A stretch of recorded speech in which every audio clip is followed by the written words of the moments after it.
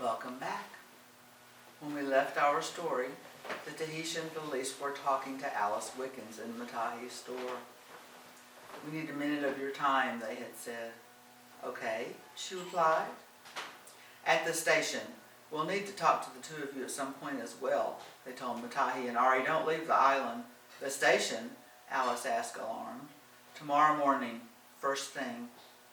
Alice nodded her head yes. "What on earth?" she said as soon as the officers were gone. "I need to go, Matahi." Alice headed for the door, but Matahi stopped her. "Wait, Alice. This isn't what you think. I'm pretty sure it's not about Doris." Alice looked at Matahi, surprised and a little frightened. "Doris?" she whispered loudly.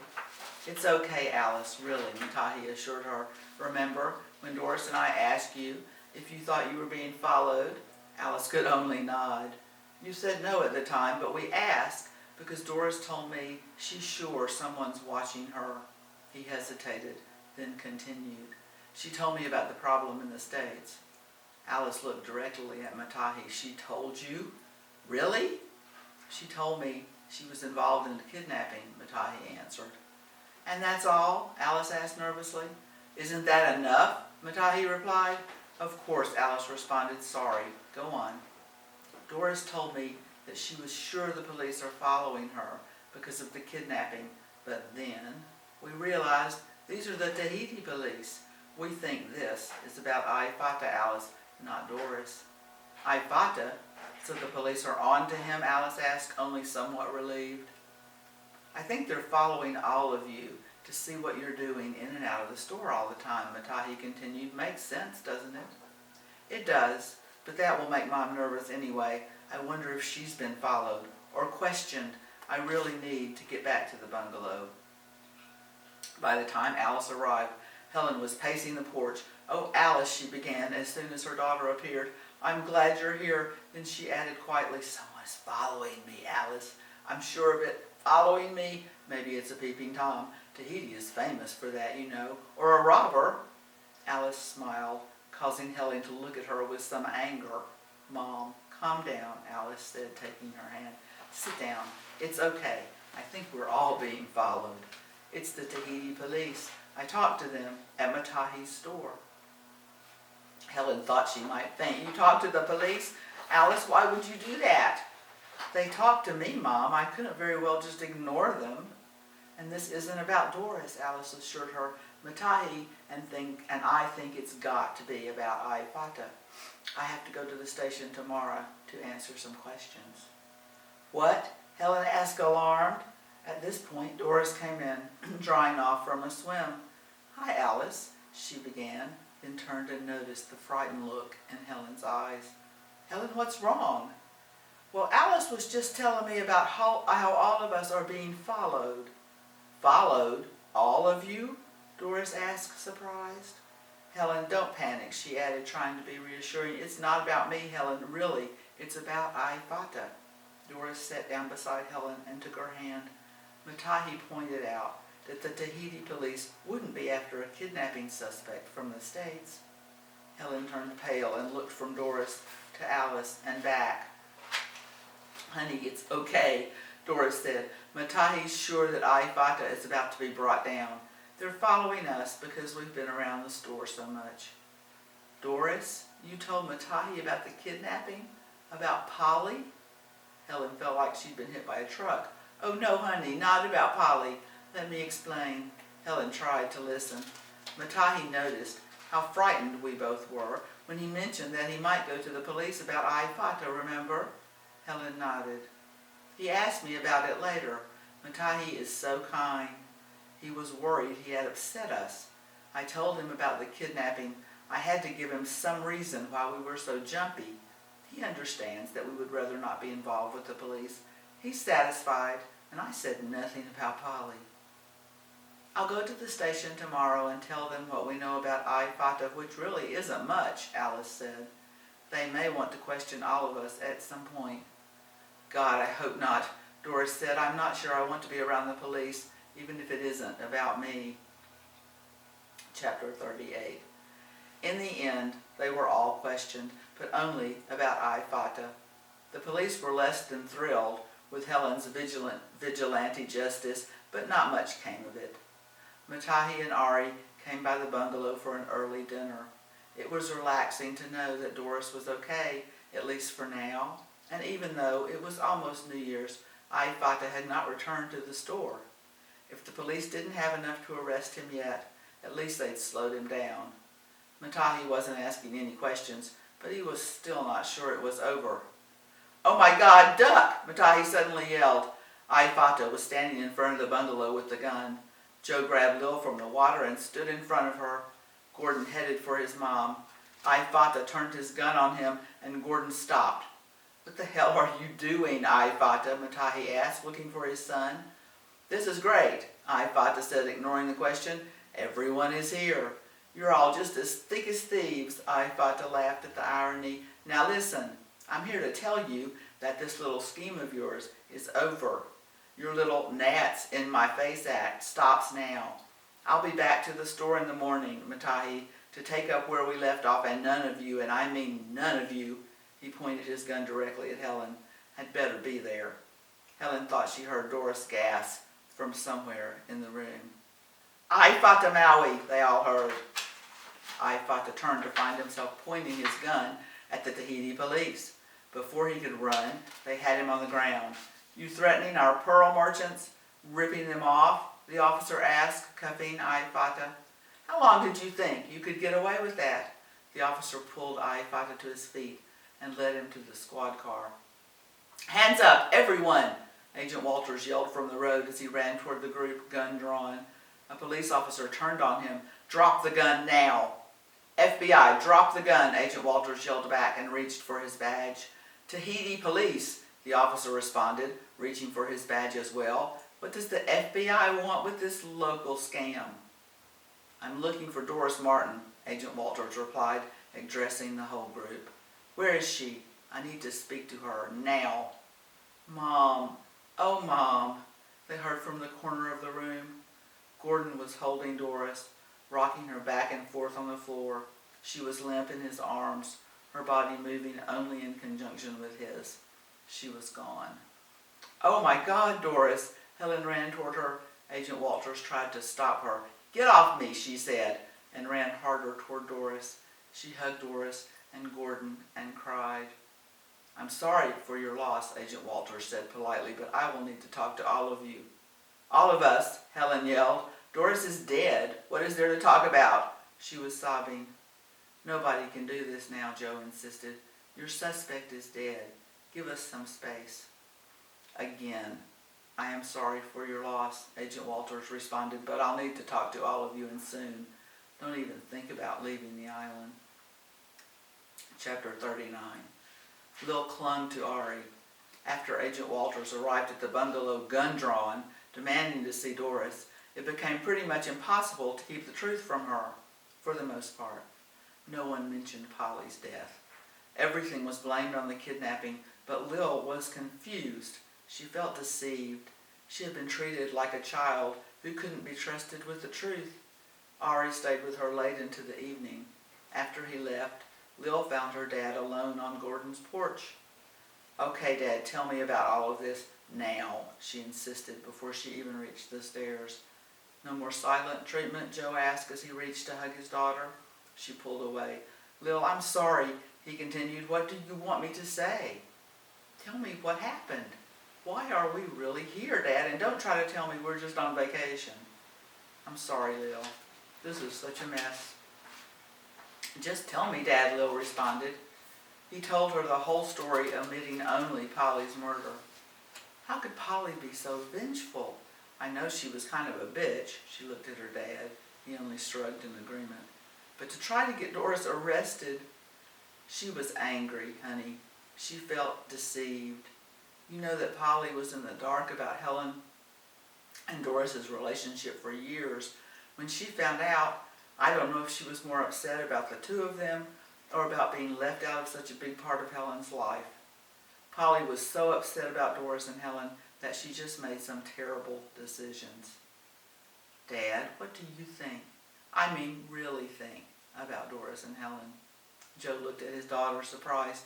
"What do I think about them? I love them, honey. You know that." I love them too, Dad, but I mean, what do you really think about how they live? I mean, together. Oh, honey, I think they're in love. We should all be so happy. You and Alice are that happy? Yes, yes we are. He hugged his daughter. Please don't worry about any of this. It's over. Doris is gone, and all that is left is to tell the detective what we know, and that really isn't much, do you think? In the end, everyone was interrogated. They told the detective everything they knew about the kidnapping. None of them could be seen as an accessory there. But Polly's death, that was another matter entirely. Everyone was an accessory, either before or after the fact, with the possible exception of Lil. They had to lie. They had to protect themselves, and they had to protect Helen. They all agreed to say that Doris had been involved in the kidnapping, as Polly's letter said, but murder? What murder? Polly had simply had a heart attack and fallen into the lily pond. Heart attack was the official cause of death. Agent Walters had a note sent from a dead woman accusing Doris of killing her, and that was all he had.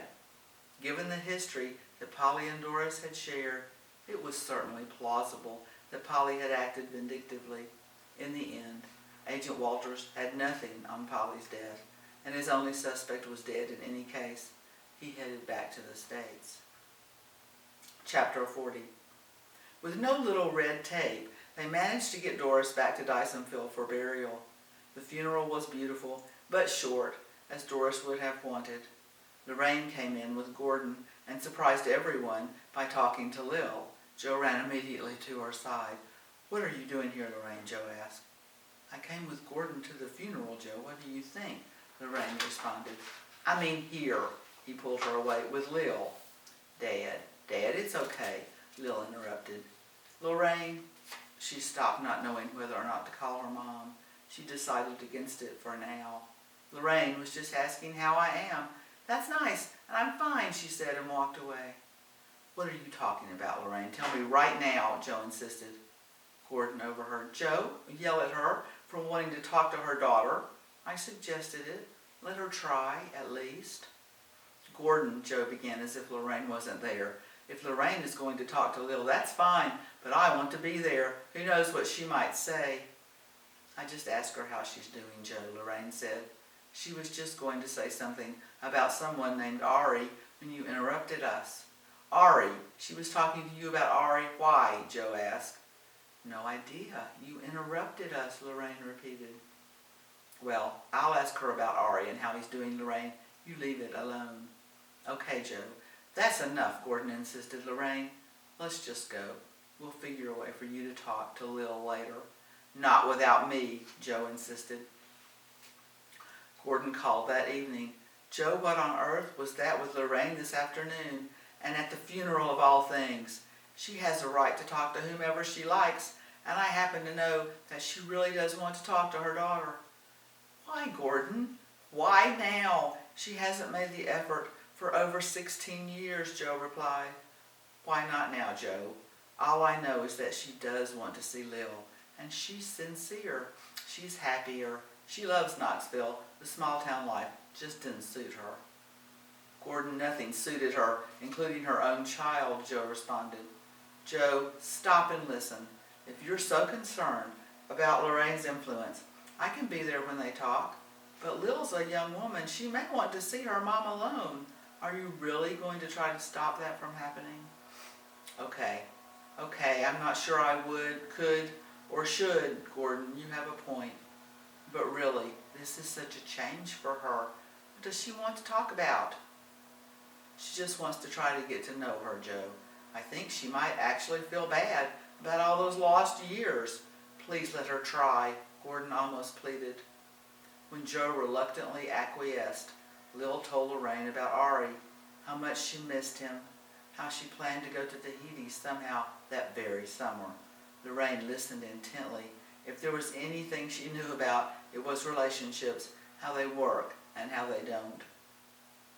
"First of all, Lil," she began, "you can't just run off to Tahiti. That isn't realistic. Where would you get the money? And your dad would be so upset. He loves you so much. Why not ask Ari to come here?" "Here? To Dysonville? What if he hated it, Lil asked. It sounds like you would love any place where you are, she smiled at her daughter. Ask him. Maybe he and his dad can come together. From what Gordon has told me, Matahi, is that his name? I think he would love to see everyone again. Alice had gone back to work. Oh, excuse me. Chapter 41. Alice had gone back to work. She needed something to do with her time, and the realty business where she had worked in North Carolina had recommended her to a local office. When she came in for lunch, her mom was looking around the porch as if she had lost something. Hi, Mom. What are you looking for? She asked. What? Helen jumped. Did you lose something? You're looking around like you're searching. Oh, no, dear. I just thought... Never mind. How are you? How's the new job? Helen asked. Excellent. Actually, it's good to have something to do. And something I like. You know, there are some beautiful homes here in good old Dysonville, and several for sale, Alice replied. Good, good, Helen responded, distracted. When Alice left for the kitchen, Helen realized she was almost frightened. She had no reason why she should feel that way in her own home. She finally shrugged it off and went on tending her new plants. No oleander, but she wouldn't be without her indoor-outdoor garden, inspired by the beautiful plants in Tahiti. She now had a porch full of ornamental oranges. That afternoon, Joe called Alice at work. Can you come by the bar when you're done with work today, Alice? I want to talk to you. Sure, Joe. Is everything all right? Alice asked.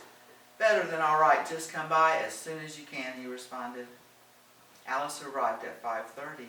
Andrew pointed her to the back room. She found Joe busy with boxes and kegs. Hi, she said. Joe jumped as if he'd been stung. Oh, hi, Alice. Sorry, you surprised me. Surprised you? You asked me to come by after work, remember? Alice asked. Yes, of course I remember. Want to take a walk? Sure, Joe, but can you leave in the middle of happy hour? Andrew can cover. I have something to talk to you about, Joe insisted. Is it Lil? Did Lorraine say something to her? Alice asked, concerned. No. Actually, Gordon says that Lorraine just wants to touch base with her, that she may actually be having some regrets about not seeing her for all those years. I'm not entirely comfortable with that, but we'll see. Right now, though, I want to talk to you about us. Come on, let's walk. About us? What about us? Alice asked anxiously. Just walk a minute, can you? We'll talk. Don't worry, Alice. This is a good thing, I hope, Joe responded. They walked to the river that ran beside the east of town. It was a beautiful spot, naturally kept with many rocks and rapids. They stopped at a picnic table under a huge oak. Joe, you really are making me nervous and curious. What's up? Alice, sit down. I want to ask you something, Joe said. Okay, Alice responded, not sure what was coming next. Here's the thing, Alice. We've been together close to a year now. I can't even remember how long ago I fell in love with you. Alice smiled and took his hand. I'm happy, Alice, and Lil is thrilled. Are you happy? Joe asked. I'm very happy, Joe, she said, kissing him. I think you know that. Yeah, I do. So I know. Alice, let's get married, he finally managed to say. Alice turned toward Joe in surprise. She had never expected this, but she replied, Marry you? What a wonderful idea. Of course I'll marry you. When they told Helen, she cried with joy and immediately began making plans. Wait, Mom, calm down.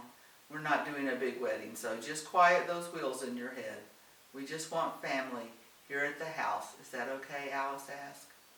Only if I can throw you a big reception, Helen responded. The idea of a party lifted her spirits for the first time since Doris's death. Well, I figured you would want that. And sure, throw us a party. We'll get lots of loot that way, Alice replied. They were married outside in early spring. The weather cooperated beautifully, and Helen had invited most of the town to the reception. Then Helen saw it, just for a minute. A form, a wisp, like a ghost, just for a minute. Helen swore it looked like Polly. She jumped, shook her head, and looked again. It was gone. She dismissed the idea, but she couldn't get the vision out of her head. She was so sure of what she had seen. Polly, back for the party. She went into the house and into the kitchen to check on the food. Then she saw it again. Polly, holding 2 martini glasses and smiling. Chapter 42. Ari and Matahi arrived in Dysonville in early June. Lil was beside herself with happiness, and Helen was so glad to see them both that the idea of having seen Polly seemed to fade to the impossible. There was Alice's old room plus a guest room available. Helen insisted they stay with her. They planned to stay only 2 weeks. Matahi didn't want to impose, but in a short while Helen had convinced them to stay the month. Ari and Lil were never apart. They walked and walked. Ari wanted to see everything. Dysonville was so different from Tahiti, right down to the landscape. They came by the bar one hot afternoon. "Hi, Dad," Lil said with a smile. "Hi yourselves. Want a Coke?" "It's hot out," Joe responded. "Sure," they both answered. "Lil," Lillian heard from behind the bar. It was Lorraine. From behind her, it was Lorraine. "Lil, hello, this must be Ari." Lil blushed, realizing that he would know how much she had told people about him. "Come, sit with me. We can get to know each other," Lorraine insisted. Lil looked at her dad. He only nodded and pointed them toward a booth. "You want wine, Lorraine? Beer?" Andrew asked. "Wine, please," she answered, white and cold. The 3 talked for a good half an hour until Lil started to notice that Ari was a little uncomfortable. Lil suggested that they had to meet Helen for supper. After they left, Lorraine stopped at the bar to talk to Joe. "Well, Lorraine, how did that go? It looks like she enjoys having you around. Has she called you Mom yet?" Joe asked, unable to resist the jab. "She may never do that, Joe, and it's okay. But listen, I want you to know that those 2 are in love. This is real. Be prepared for a miserable child when he has to leave." "I know. They both fell hard, but I really like him and his dad. They're good people. Lil and Ari are a bit young, and they seem very happy. By the way, Joe, congratulations on your marriage. I'm sorry I couldn't make the wedding," Lorraine said, pretending she had actually been invited. Helen had asked Gordon not to bring her, not to Alice's wedding. That would have been just too strange, so Gordon suffered through it alone. "Thanks, Lorraine. Now tell me more about your conversation with Lil," Joe insisted. "They just told me about what they've been doing. They've explored every corner of Dysonville. They walk and walk. I guess it's how they can manage to be alone. Not sure how much I like that," Joe said. "They're fine, Joe. Don't be so protective," Lorraine insisted. "What? Really? You think that's possible, Lorraine? My only child is really growing up fast. But I said I like him. I need to get back to work now," Joe said, dismissing her. When Lorraine left, she walked through the park that abutted the bar. Lil was there alone and crying. "Lil? Lil, what's wrong? Where's Ari?" Lorraine asked, somewhat concerned. "He went to talk to his dad. He has something to ask him." "Oh, Mom," she said, and fell into her arms. Lorraine, unsure of what to do, hugged her lightly. "Tell me," was all she said. "I just can't let him leave, Mom. I can't. What are we going to do when school starts up again? I can't go 9 months without seeing him." "Lillian, you can write. You can call. If this is real," she began. "If," Lil blurted out through tears. "If this is real, it will stand the test of time. And if it isn't, you need to know." "This is real, Lorraine," she said, dropping the mom idea in anger. "I thought you of all people would believe me." "I do believe you, Lil, but what can you do? You have to finish school. It will be your senior year, for heaven's sakes. You can't miss that," Lorraine insisted. "As soon as we both graduate, I want to get married." "Married? Slow down. Let's see how things go. If you still feel that way in a year, I'm sure we can talk." Lil stood and looked at Lorraine. "When is everyone going to stop treating me like a child?" She stormed off. Ari and Matahi talked at length about Lil. Ari felt as strongly as Lil did about their not being apart. They agreed to ask her to spend July with them in Tahiti. Matahi had a good friend who could put Lil up for the time. Matahi was sure she would agree, as she lived alone. But Joe, that was another matter. "Dad, You have to let me go. I'll be fine. You trust Matahi and Ari, don't you? And Matahi's friend is just some old lady who lives by herself and would love the company. Please. In the end, he reluctantly agreed. Lorraine thought the idea was perfect and tried to assuage Joe's fears. She'll be fine. I told you, Joe, this is for real. They need to be together, and she'll be back well before school starts. Then you'll have her for the year. Relax. Please don't tell me to relax, Lorraine, Joe insisted. And since when are you such an involved parent? Since Lil involved me, Joe. She's wonderful, by the way. You did a great job with her, Lorraine said sincerely. Well, thanks, Lorraine. Yes, she is wonderful. That's why I don't want to be without her for such a long time. She's growing up, Joe. You're going to have to let her go. And Lorraine continued, she would be pretty mad if she knew I were telling you this, but Joe looked at her anxiously. What, Lorraine? Telling me what? Okay, Joe, just listen. She told me that as soon as the two of them graduate, they want to get married. Married? Married? No, that's absurd. They're too young. They will still be too young. I hope you set her straight. I told her to wait and see how things develop. And she accused me of treating her like a child, actually, Lorraine continued. She is a child, Lorraine. Married? This isn't going to happen, Joe insisted. Joe, don't tell her that. If I were you, I wouldn't even bring this up. It will just push her away. The end of another school year is a ways off. Just wait and see where things are then. Okay, Joe, okay, Lorraine almost pleaded for her daughter. Maybe, Joe responded, maybe. Married, Joe said again, in disbelief. I'm going to stop there.